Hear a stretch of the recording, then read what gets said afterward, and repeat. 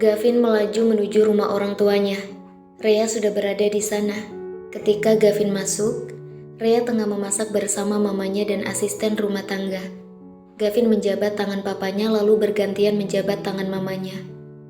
Ia melirik Rea yang tengah menuang sop ayam ke dalam mangkok besar. Wah, aromanya menggugah selera. Gavin mengulas senyum dan mencium pipi istrinya. Rea terkesiap. Ia melirik sang mama mertua yang menoleh ke arahnya. Rea tak enak sendiri. Sedang bagi Gavin, pemandangan suami mencium pipi istri itu sudah biasa. Ia kerap melihat papanya mencium pipi mamanya.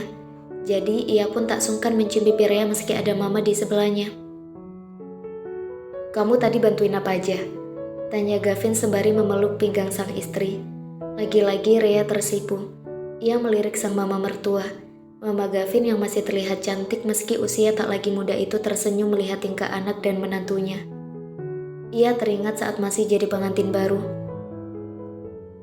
Aku tadi cuma ngiris-ngiris sayur dan menggoreng ikan gurami. Yang bikin bumbunya bibi sama mama, jawab Rea polos. Kok bukan kamu yang bikin? Gavin menatap Rea sembari mengerucutkan bibirnya, seolah lupa sang mama tengah awas mengamati mereka. Aku kan masih belajar. Kalau aku yang bikin nanti rasanya gak enak, ujar Rea seraya menyunggingkan senyum. Rea masih belajar. Nanti kalau Rea udah pintar, Rea mesti masak lagi di sini. Masakin buat papa mama, ucap Dewita, mama Gavin. Insya Allah mah, kalau Rea udah pintar masak, nanti Rea yang masak sendiri. Kalau sekarang Rea gak pede, sahut Rea. Awalnya ia pikir sang mama mertua orangnya keras, kolot, dan perfeksionis. Namun ia cukup ramah dan memaklumi kemampuan masak Rea yang baru belajar. Masakanmu udah enak kok sayang, cuma perlu diasah lagi biar makin ahli. Gavin mengusap kepala Rea. Iya, namanya kemampuan masak itu harus diasah biar meningkat. Dulu mama juga gak bisa masak. Mama belajar terus sampai akhirnya mama bisa masak segala macam. Dulu waktu mama baru belajar masak, setiap makan masakan mama, papa mujinya setengah hati. Begitu mama udah bisa masak, papa langsung ketagihan masakan mama. Sampai setiap ke kantor mesti bawa bekal. Celoteh Dewita membuat Rea dan Gavin berpandangan seraya melempar senyum. Kini Rea tahu dari mana Gavin belajar menghargai masakannya, meski masakannya masih banyak kekurangan. Selesai memasak, keluarga itu makan bersama di ruang makan keluarga antri angkasa yang luas. Dua adik perempuan Gavin, Delia dan Arin turut serta makan bersama mereka. Untuk pertama kali, Rea merasakan kehangatan keluarga setelah sekian lama ia tak merasakan suasana kekeluargaan seperti ini. Delia, kenapa kamu makan sedikit? Andre melirik porsi makan Delia yang terlalu sedikit di matanya. Bahkan ia tak mengambil nasi, hanya mengambil sop. Kak Delia lagi diet, Pak, jawab Arin yang duduk di bangku kelas 2 SMA, sedangkan Delia kuliah semester 4. Diet? Kenapa harus diet? Kamu gak gendut? Tukas Dewita sembari mendelik. Ia tak suka jika anak-anak gadisnya diet. Delita mengerucutkan bibirnya. Cowok yang Delia suka bilang aku gendut, Ma. Pipi Delia juga makin tembem. Gadis yang berbadan semok itu merasa kurang percaya diri dengan penampilan tubuhnya yang menurutnya terlalu gemuk. Padahal dia tidak bisa dibilang gemuk. Rea teringat masa SD-nya yang diejek gendut. Ia pun pernah merasakan minder karena bentuk tubuhnya. Teman-temannya kerap membuli, mengejek bentuk fisiknya, yang membuat Rea kagum. Keluarga Gavin bisa sedemikian terbuka satu sama lain. Dulu, ia tak berani jujur menceritakan permasalahannya pada orang tuanya. Ia telan semua kepahitan itu sendiri. Cowok mana yang bilang kamu gendut? Biar kakak yang hadapi. Seenaknya aja dia bilang adikku gendut. Gavin menatap Delia tajam. Dia kakak angkatanku, jawab Delia dengan nada manja. Entah kenapa, Rea ingin memberi semangat pada Delia. Meski dia belum begitu mengenal gadis itu dan dia juga masih beradaptasi dengan keluarga Gavin, tapi ia memberanikan diri untuk bicara, mengalahkan sifat pemalu dan pendiamnya. Ia juga ingin mengakrabkan diri dengan keluarga suaminya yang juga sudah menjadi keluarganya. Delia, jangan dengarkan orang yang membuli. Tidak ada seorang pun yang berhak melakukan body shaming ke orang lain. Setiap perempuan cantik dengan caranya. Menurutku kamu tidak gemuk, kamu harus percaya diri dan buktikan ke orang-orang yang membulimu bahwa ejekan mereka tak akan membuatmu down, tapi justru membuatmu lebih baik dan berprestasi. Rhea memberanikan diri untuk memberikan Delia motivasi. Ia tahu benar pahitnya dibully. Benar apa kata Kak Rhea, Delita? Jangan dengarkan komentar negatif orang. Orang yang ngejek kamu itu sebenarnya iri karena kamu ada di atas mereka. Lupakan cowok itu. Masa cowok kok senangnya nyinyirin orang, ngejekin orang, kayak cewek aja? Dewita melirik putrinya. Dia tak suka jika ada yang mengatakan sesuatu yang jelek tentang anak-anaknya. Naluri seorang ibu. Untuk sesaat Rhea membeku. Ada rasa haru, sedih, sekaligus luka kala teringat akan hubungannya dan ibunya yang begitu buruk. Delia beruntung memiliki seorang ibu yang mau mendengarkan keluh kesahnya, bahkan juga memberikan semangat. Sedang ia jarang sekali berkomunikasi dengan ibunya. Ibunya mana tahu permasalahan psikis yang sempat dihadapi Rhea. Iya, benar kata Kak Rhea dan Mama. Mending kuliah yang benar, jangan mikirin cowok. Apalagi cowok yang terang-terangan membulimu, tukas Gavin. Gadis itu masih memasang tampang cemberut. Ia belum mood untuk menyantap makanannya. Kamu harus kuat dan tunjukkan pada mereka bahwa kata-kata jelek mereka nggak berpengaruh apa-apa buat kamu. Jaga pikiran tetap positif dan abaikan hal-hal negatif yang menghambatmu untuk maju. Rhea kembali menyemangati Delia. Delia penasaran juga apa sosok kakak iparnya pernah dibully. Dari kata-katanya seakan tersirat bahwa ia pernah menjadi korban bullying. Apa Kak Rhea pernah dibully? Tanya Delia. Rhea mengangguk. Iya, dari SD aku sudah kenyang dengan bullying.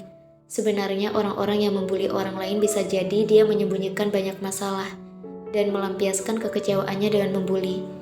Atau dia hanya ingin mencari perhatianmu dan membuatmu marah. Dia ingin menjatuhkanmu dengan cara kotor karena kamu terlalu sulit untuk dilampaui. Delia merenung. Apa yang dikatakan Rhea ada benarnya juga. Papa sependapat dengan Rhea.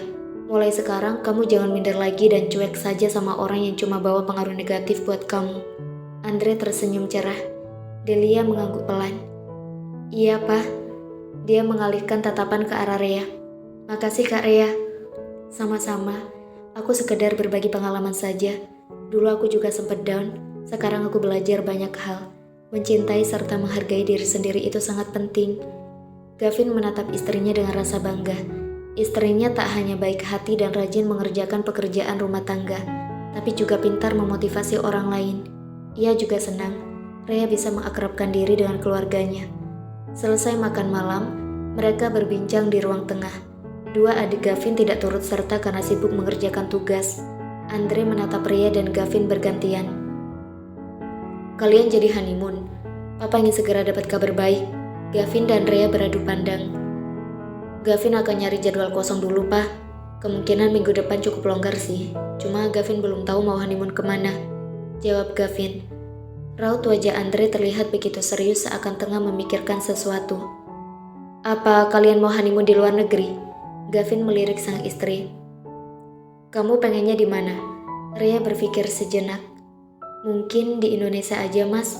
Gimana kalau di Cilacap? Sekalian jenguk ayah. Rhea sudah beberapa kali traveling bersama sang ayah ke luar negeri. Kali ini ia ingin honeymoon di dalam negeri saja. Gavin juga ingin liburan di Indonesia saja. Ia belum pernah menyambangi Cilacap. Ia ingin mengeksplorasi daerah di Indonesia yang belum pernah ia kunjungi. Oke, kita ke Cilacap, balas Gavin. Senyum terulas di bibirnya. Kalau kalian ke Cilacap, Papa sama Mama nitip oleh-oleh buat Pak Edwin, sela Andre. Oh ya Ria, mungkin kamu pernah berpikir Papa tega mengambil alih perusahaan ayahmu, tapi memang ayahmu tak bisa melunasi. Makanya ini jalan satu-satunya. Toh sebenarnya ini buat masa depan kalian juga. Kelak anak-anak kalian yang akan meneruskan perusahaan ini. Andre menatap Rhea datar. Rhea hanya tersenyum tipis. Meski hingga kini ia belum paham benar akan permasalahan perusahaan, tapi ia menghargai sikap ayah mertuanya yang baik terhadapnya. Jika ia berpikir ulang, memang semua ini untuk masa depannya dan Gavin, serta keturunannya kelak. Perusahaan itu tak akan jatuh ke siapa-siapa, melainkan untuk keturunan mereka. Yang penting nanti saat honeymoon manfaatkan waktu sebaik mungkin. Kalian mesti baca-baca artikel tentang tips biar honeymoon berhasil dan cepat hamil. Yang mama tahu, jangan pas Rhea menstruasi, nanti repot gak jadi honeymoon. Jangan pas mau menstruasi juga. Giliran sampai sana terus Rhea head, kan nanti jadi gagal. Gavin juga mesti lepasin semua urusan pekerjaan. Jangan memikirkan hal lain selain quality time berdua. Benar-benar dimanfaatkan buat pacaran dan mesra-mesraan. Kalau nanti liburan jangan berwisata ke tempat-tempat jauh yang melelahkan dalam perjalanan. Jangan melakukan aktivitas yang melelahkan juga kayak hiking, diving, paling ya renang berdua atau spa berdua. Pokoknya jadikan liburan kalian ini benar-benar untuk beromantis ria dan menyegarkan pikiran. Dewita bercerita panjang lebar. Gavin dan Rhea saling menatap. Membayangkan saja, sudah membuat Gavin cenut-cenut tak karuan. Ia ingin memesan kamar hotel yang luas dan nyaman dan sepanjang malam dari kamar itu akan bergema erangan nikmat dari sang istri. Terkadang pikiran mesum berkelana tidak pada tempat dan waktu yang tepat. Tuh, mama udah kasih tips. Kalian ini pengantin baru, lagi hot-hotnya. Banyak variasi bercinta yang bisa kalian eksplorasi sendiri. Itu juga bisa menambah kemesraan saat honeymoon nanti. Andre menambahkan. Rhea sedikit tersentak. Keluarga ini begitu terbuka membicarakan hal-hal seperti ini. Ketika sedang bercinta dengan Gavin, Rhea lebih banyak pasrah dengan segala perlakuan Gavin. Kali ini, ia merasa perlu belajar mengeksplorasi agar Gavin semakin tergila-gila padanya. Segala teori sudah bercokol di kepala Gavin. Ia hanya perlu mempraktikkan saja.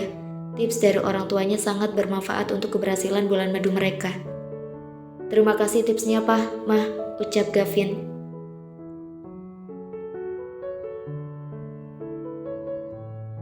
Sepulang dari tempat orang tua Gavin, Rhea browsing tentang tips honeymoon agar berhasil dan cepat hamil. Dia melirik sang suami yang baru saja keluar dari kamar mandi. Gavin duduk di sebelah Rhea.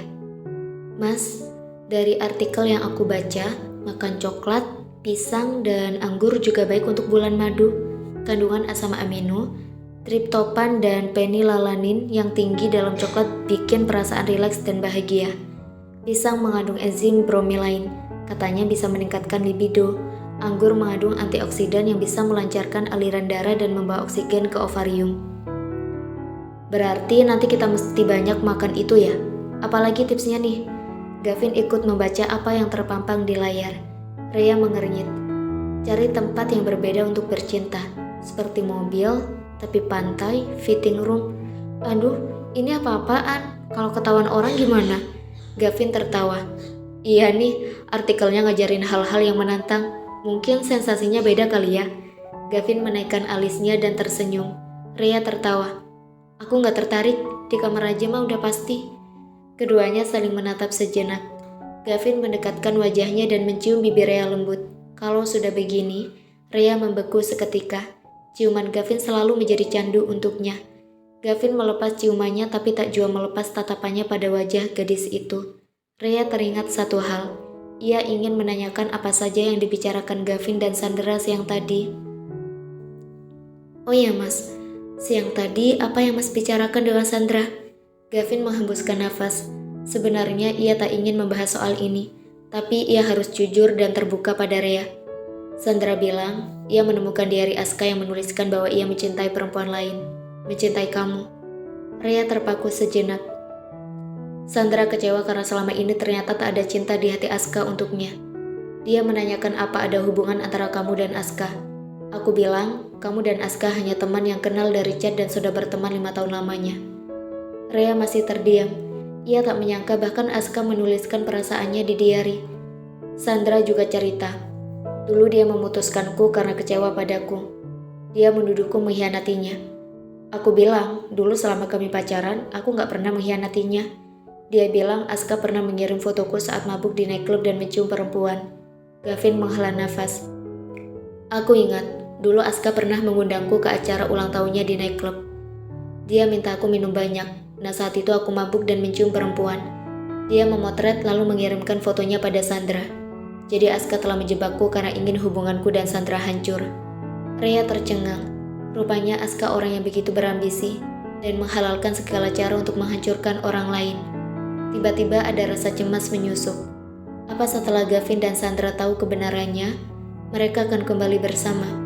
Mendadak rasa sedih itu berkecamuk, mengacaukan perasaan Rhea. Kamu kenapa diam? Gavin menelisik wajah istrinya. Apa masakan kembali pada Sandra setelah tahu semuanya? Rhea tak berani menatap sang suami. Wajahnya tertunduk. Gavin menggeleng. Ia mengangkat dagu Rhea dengan 2 jarinya. Aku sudah menikah. Tentu aku tak akan gegabah meninggalkan seseorang yang telah resmi menjadi istriku untuk kembali pada cinta lama. Kamu adalah hidupku sekarang dan juga masa depanku. Rhea tersenyum.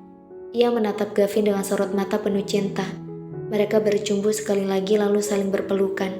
Tak sabar bagi keduanya untuk melalui malam-malam romantis di momen honeymoon mendatang.